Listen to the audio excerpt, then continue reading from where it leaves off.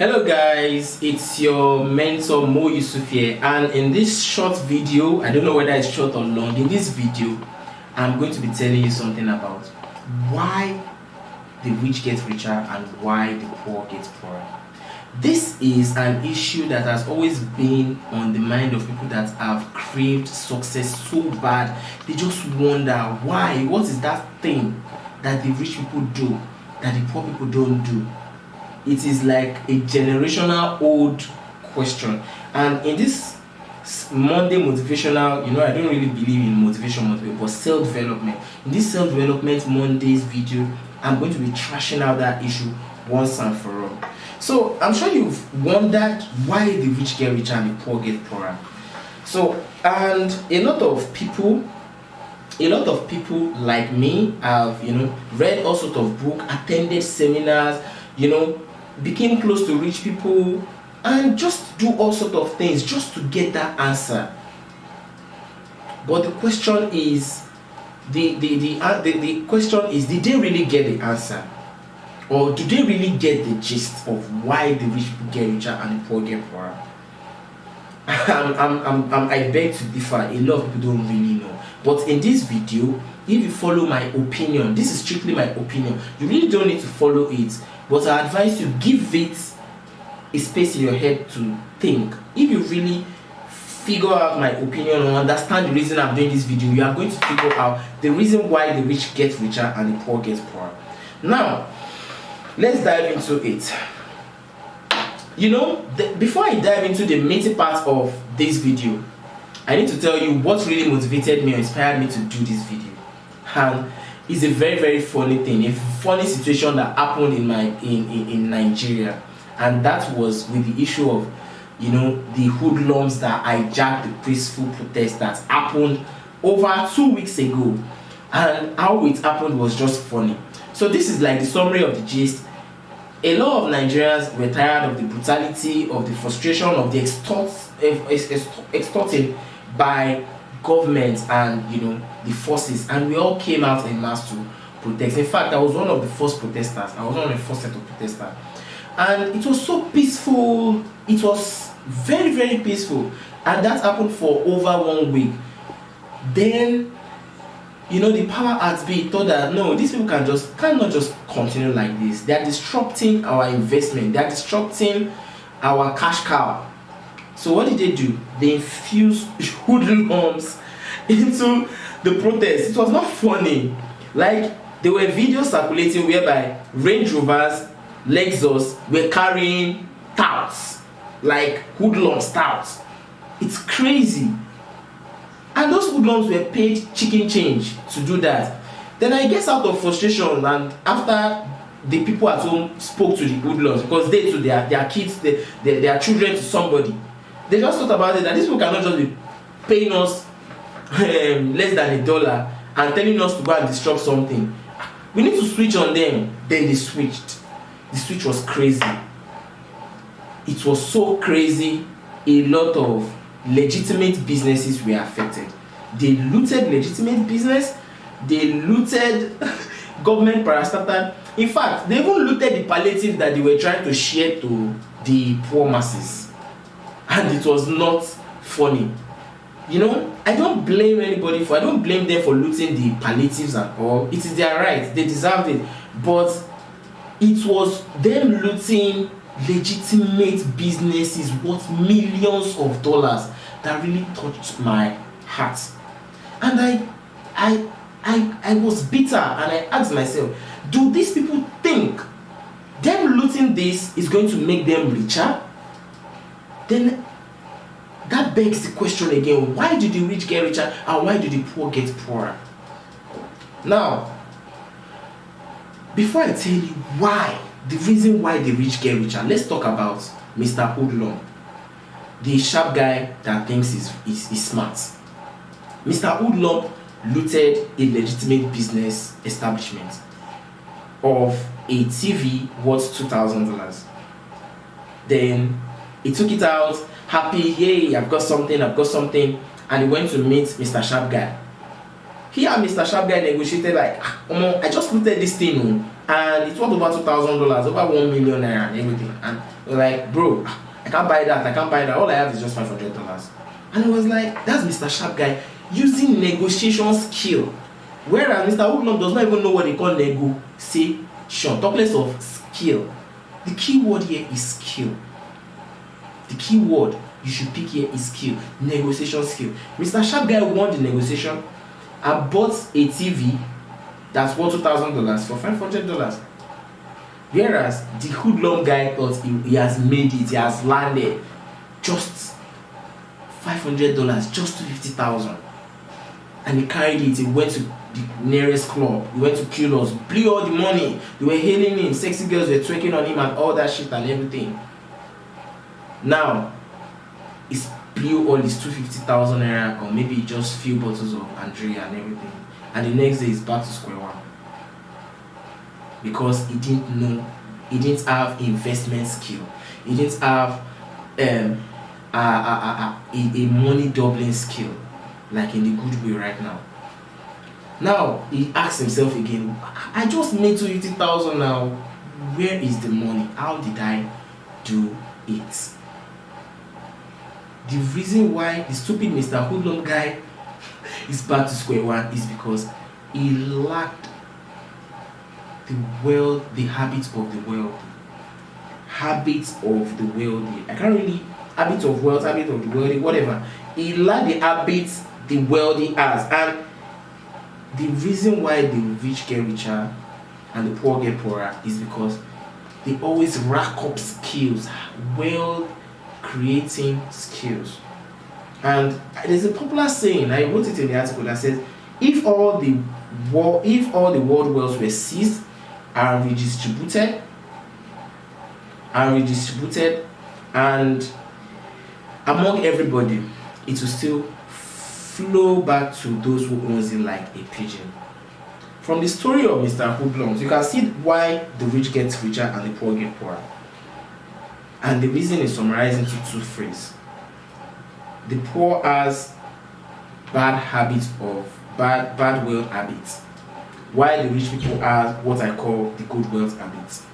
The bad wealth habits chase away wealth away from people, whereas the good wealth habits attract wealth. And in summary, here are some of the habits, because this is not a seminar. If you want a coaching program, you can DM me, send me a message, whatever. You can follow my Telegram channel. But this time around, this is just a video just to give you awareness. So here are some of here are like over 12 habits of the wealth I think you should start developing. They are endless, but at least with this 12 you can know where to look at, so that when you are making a mistake you can say, okay, I think I am not performing good wealth habits, I think I'm performing bad wealth habits.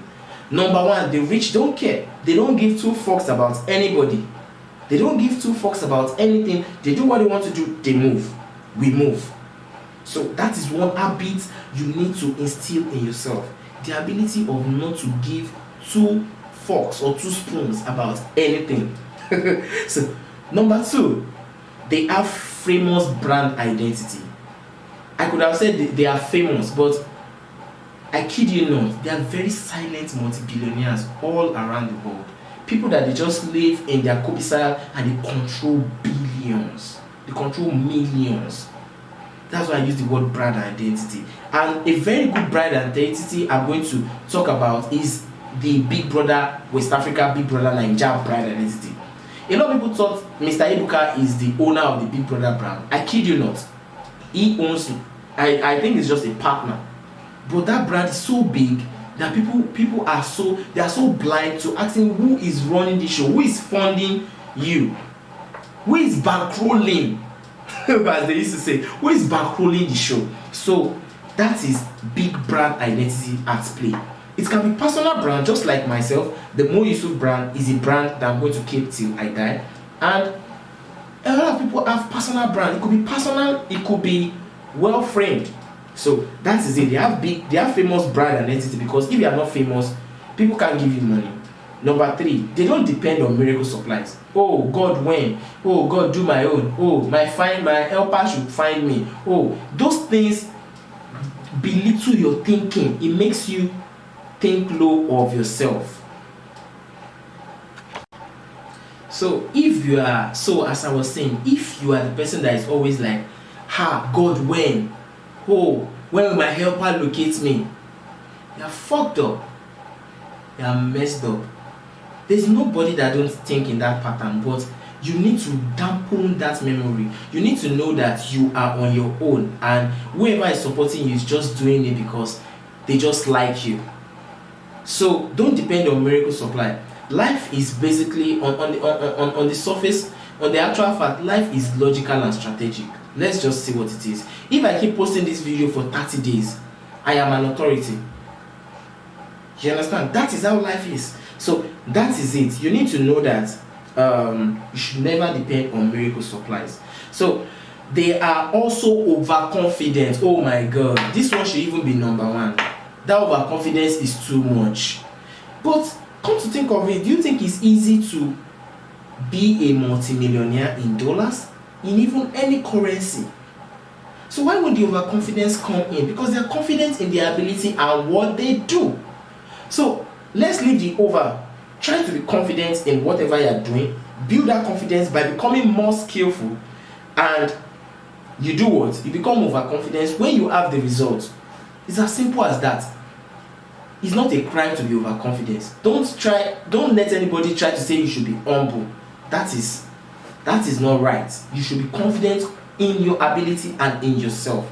Because once you are confident, a lot of things will come and things will fall in line for you. So they possess sheer focus and determination. Oh my God, this is another very powerful thing. Without focus and determination, you can't do anything in life. You can't succeed in anything in life because a lot of things will discourage you. A lot of things will come against you. But once you are focused on the goal, you can be who you want to be. You can be a man of wealth, a woman of riches, or whatever you want to be. So no matter what happens to a project, they are obsessively focused on the end goal. So that's that. They don't judge. See, when you meet someone that is rich and wealthy, they don't assume. A lot of people assume. In fact, I detest people that assume so much. I fight with them. I hate it. Even if you feel the person committed a wrong, first assume first till your investigation proves you right. The moment you start judging people, you start concluding on people, you are a poor person. You are a poor person. Look at where a place are now. Those hoodlums, they judge that the people that owns spa or they own a store, they are part of the government. Now those people, they don't know anything. They are maybe expatriates and they've looted stuff worth millions of dollars, and those people will have to start from the scratch. That is unfair. That is insensitive because they judge. You don't ever judge anyone or anybody until proven otherwise. So that is that. They dredge. Okay, I'm sorry I'm pausing here. They don't judge. They hate procrastination. Procrastination is a no-no. I could have procrastinated on this video, but I just want to get it done. Once you don't procrastinate, you are a step closer to your goal. Because time is priceless. Once today is gone, tomorrow is tomorrow is not certain. That is why you should not judge. And that brings me to number I don't know, whatever number it is. Time is priceless. In fact, a very rich person don't mind giving you money to ward off you than giving you his time. Time is like they're giving you a piece of your life. And the internet is so powerful that you can record things, you can document things, and record a piece of your life. Like as I'm doing this recording now, if I'm consistent with this idea I'm trying to promote, in the next 5 years, people will go back to the YouTube channel, people will go back to the Facebook channel and go and watch the same video, and I will win their hearts because I have done it once and it's there for life. So you should not joke with your time. You should not joke with your time. You understand? So they also dread laziness. Everybody is lazy by default. Do you think I don't like to sleep in the laps of my beautiful wife and my amazing child and everything and stop doing this thing I'm doing? Or do you think I don't like to eat life?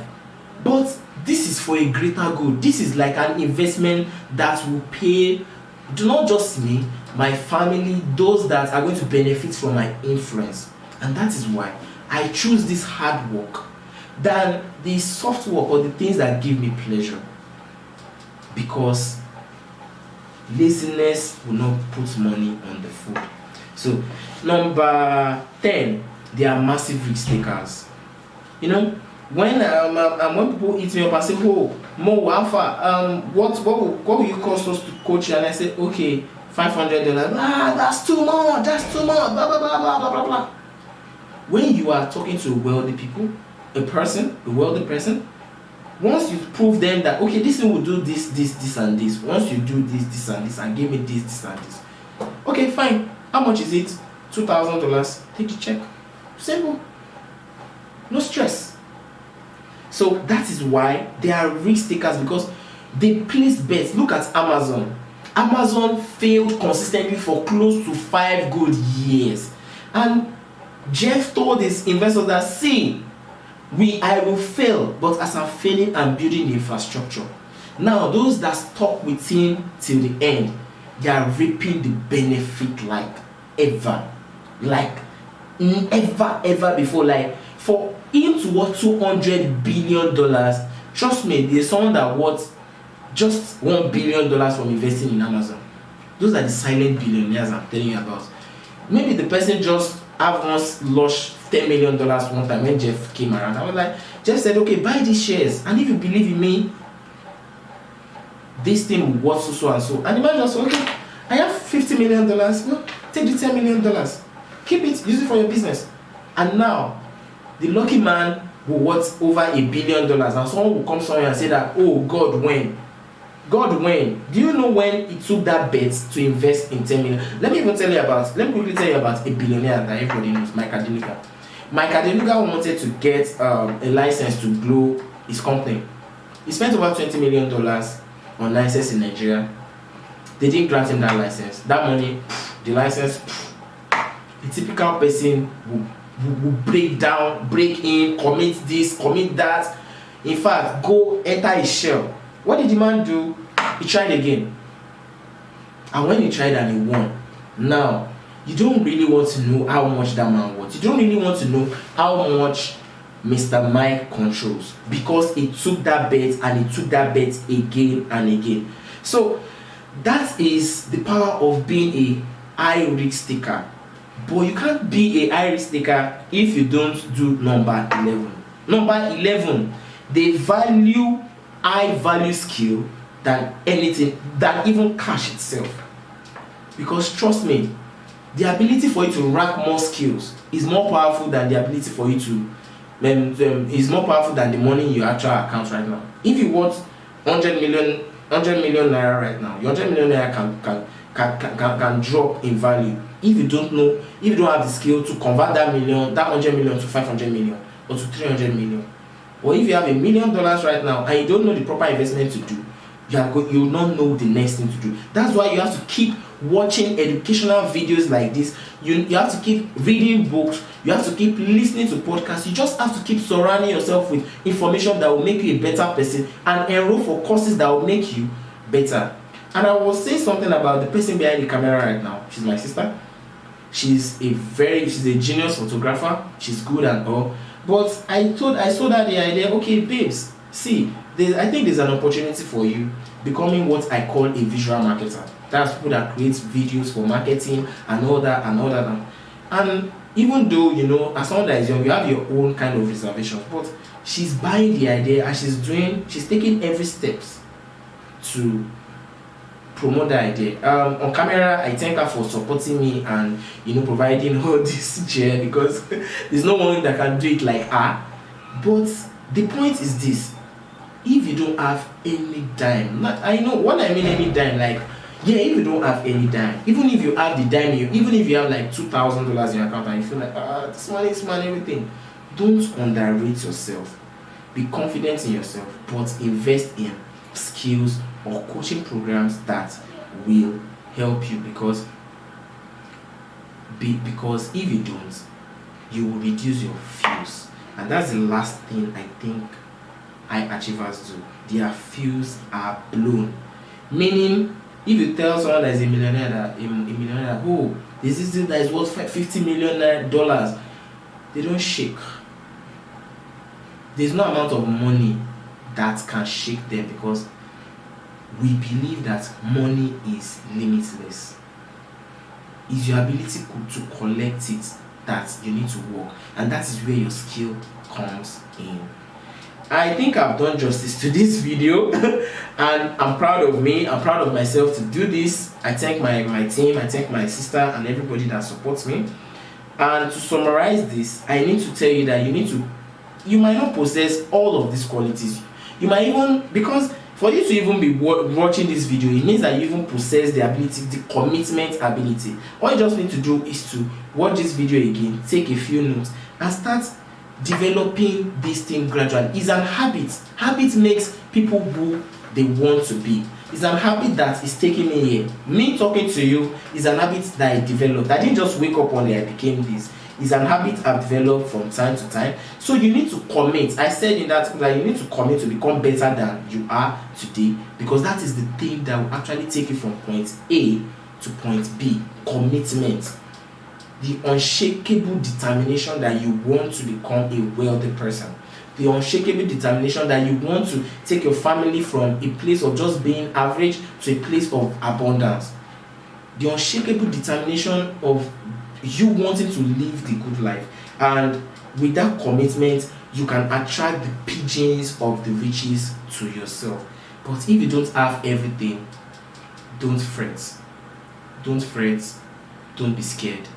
One day, your pigeons of wealth will find you. Wait, before this video ends, I remain Mo Yusuf, and I am developing an investment program that is worth over $1,000. So even though you have over $1,000 and you want to invest in the program, all you need to do is to shoot me an email at mo@shoplessacademy.com. Just tell me, okay, I have over $1,000, I'm interested in this program. How should I proceed? Now, this is not just a program where you just dump me your money and you come in. You must be open-minded. You must not ensure that that money is not your last card. Even though it's your last card, please don't near me. I don't want trouble. And last but not the least, you must have abundance mindset, and you must be ready to take order from me. You must be ready to take order from me, because that is the kind of people I want to deal with. I don't want to deal with people that know too much. If you feel you know, fine. Do what